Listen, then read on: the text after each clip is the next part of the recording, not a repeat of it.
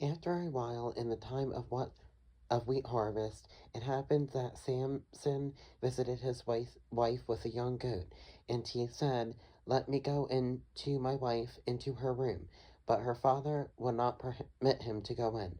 Her father said, "I really thought that you thoroughly hated her, therefore I gave her to your companion.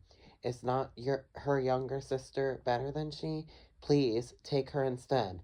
And Samson said to them, "This time I shall be blameless regarding the Philistines if I harm them."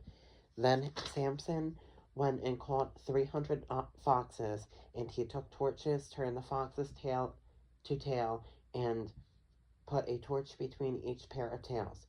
Then, when he had set the torches on fire, he let the foxes go into the standing grain of the Philistines, and burned up both the shocks and the standing grain, as well as the vineyards and olive groves. Then the Philistines said, "Who has done this?"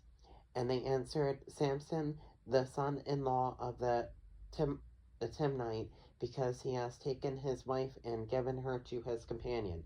So the Philistines came up and burned her and her father with fire. Samson said to them, "Since you would do a thing like this, I will surely take revenge on you, and after that I will cease." So he attacked them hip and thigh with a great slaughter. Then he went down and dwelt in the cleft of the rock of Etam. Now the Philistines went up, encamped in Judah, and deployed themselves against Lehi.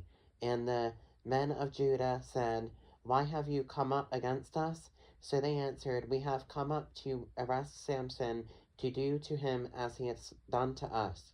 Then 3,000 men of Judah went down to the cleft of the rock of Etam and said to Samson, "Do you not know that the Philistines rule over us?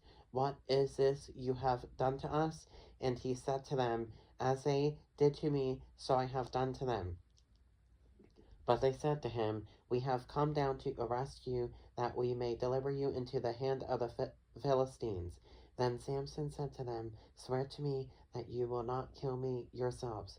So they spoke to him, saying, "No, but we will tie you securely and deliver you into their hand, but we will surely not kill you." And they bound him with two new ropes and brought him up from the rock. When he came to Lehi, the Philistines came shouting against him. Then the Spirit of the Lord came mightily upon him, and the ropes that were on his arms became like flax that is burned with fire, and his bonds broke loose from his hands. He found a fresh jawbone of a donkey, reached out his hand and took it, and killed 1,000 men with it. Then Samson said, "With the jawbone of a donkey, heaps upon heaps, with the jawbone of a donkey, I have slain 1,000 men." And so it was, when he had finished speaking, that he threw the jawbone from his hand and called the place Ramath Lehi. Then he became very thirsty, so he cried out to the Lord and said, "You have given this great deliverance by the hand of your servant, and now shall I die I shall die of thirst and fall into the hand of the uncircumcised."